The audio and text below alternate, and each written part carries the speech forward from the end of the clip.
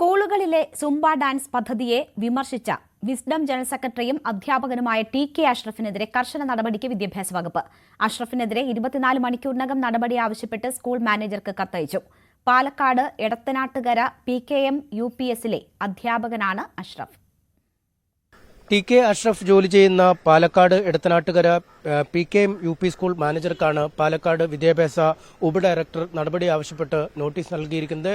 പൊതുവിദ്യാഭ്യാസ ഡയറക്ടറുടെ നിർദ്ദേശപ്രകാരമാണ് നോട്ടീസ് നൽകിയിരിക്കുന്നതെന്ന് വ്യക്തമാക്കുന്നു. അടുത്ത 24 മണിക്കൂറിനകം സസ്പെൻഷൻ അടക്കമുള്ള അച്ചടക്ക നടപടികൾ കൈക്കൊള്ളണമെന്ന് നോട്ടീസിൽ പറയുകയും ചെയ്തിരിക്കുന്നു. സർക്കാരിനെയും പൊതുവിദ്യാഭ്യാസ വകുപ്പിനെയും അപകീർത്തിപ്പെടുത്തുന്ന വിധമുള്ള പരാമർശമാണ് അഷ്റഫ് സമൂഹ മാധ്യമങ്ങളിൽ നടത്തിയതെന്ന് കത്തിൽ പറയുന്നു. ഈ FB പോസ്റ്റും കത്തിനൊപ്പം ചേർക്കുകയും ചെയ്തിട്ടുണ്ട്.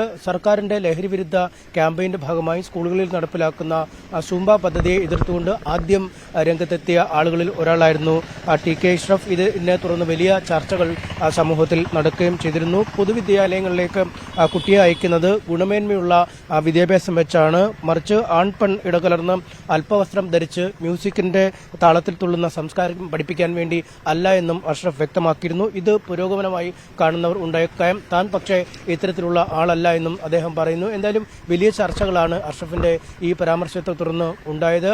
ഈ സുംബ പദ്ധതിയെ അനുകൂലിച്ചും പ്രതികൂലിച്ചുമൊക്കെ ആളുകൾ രംഗത്തെത്തുകയും ചെയ്തിരുന്നു. സമസ്ത ലീഗ് പോലുള്ള മുസ്ലിം സംഘടനകളും ഈ കാര്യത്തിൽ പരാമർശങ്ങളുമായി എത്തിയെങ്കിൽ പോലും പിന്നീട് പൊതുസമൂഹത്തിൽ നിന്നും വലിയ സ്വീകാര്യത സുംബ പദ്ധതിക്ക് ലഭിച്ചു എന്ന് കണ്ടതിനെ തുടർന്ന് ഇക്കാര്യത്തിൽ നിന്നും പിന്മാറ്റം നടത്തിയിരുന്നു. എന്തായാലും വിശ്രമിന്റെ ഭാഗത്തു നിന്നും ഒരു ഔദ്യോഗികമായ വിശദീകരണം ഈ കാര്യത്തിൽ അല്ലെങ്കിൽ എന്ത് പ്രതികരണം എന്ന് ഇക്കാര്യത്തിൽ വ്യക്തമാക്കിയിട്ടില്ല. വൈകുന്നേരം വിശ്രമത്തിന്റെ ഈ സുംബ പദ്ധതിക്കെതിരെയുള്ള ഒരു പ്രതിഷേധ യോഗം കോഴിക്കോട് ചേരുന്നുണ്ട്. ആ യോഗത്തിൽ കൂടുതൽ പ്രതികരണങ്ങൾ ഉണ്ടാവും എന്നാണ് അറിയിച്ചിരിക്കുന്നത്. എന്തായാലും സുംബ പദ്ധതിക്കെതിരായുള്ള വിമർശനവുമായി മുന്നോട്ട് പോകാൻ തന്നെയാണ് വിശ്രമത്തിന്റെ തീരുമാനം.